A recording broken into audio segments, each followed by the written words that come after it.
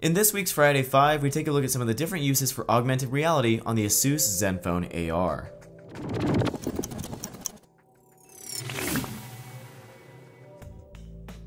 Google's Tango platform is a powerful way to experience augmented reality, and the very first thing you should do with it is just explore.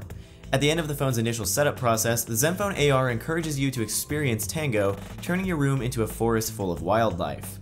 Luckily, it's a pretty short demo, or else I'd just be looking around and finding new details for hours. Slingshot Island is a game that comes pre-installed on the ZenFone AR and plays a little bit like a combination of Angry Birds and Pokemon Go.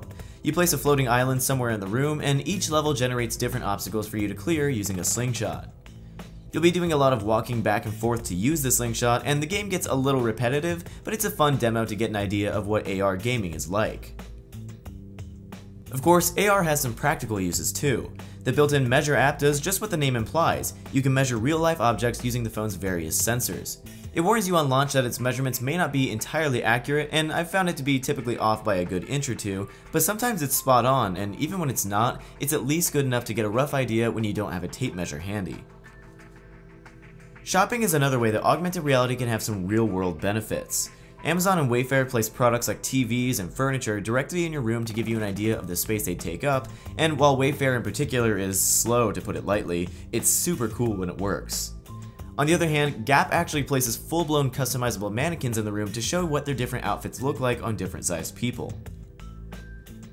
Lastly, if you're in the market for a high-end car, or you're just feeling ritzy, BMW's Visualizer app lets you put an i3 or i8 right in your room or driveway. You can even customize the car, from changing its paint job to swapping out its tires. It's a great concept, and I'd love to see other car brands make similar apps, but the app is so finicky right now that it really caused more frustration than anything. Augmented reality with Tango is far from perfect, but it's also still a relatively new platform. While I wouldn't say that it alone makes the ZenFone AR a must-buy, it's definitely still a neat concept with a lot of potential for both fun and functional purposes, and the more Tango-compatible devices we see, the more developers will pay attention to it and the better it'll get. Thanks for watching this week's Friday 5, and if you enjoyed the video, be sure to drop us a like and subscribe to 9 to 5 Google.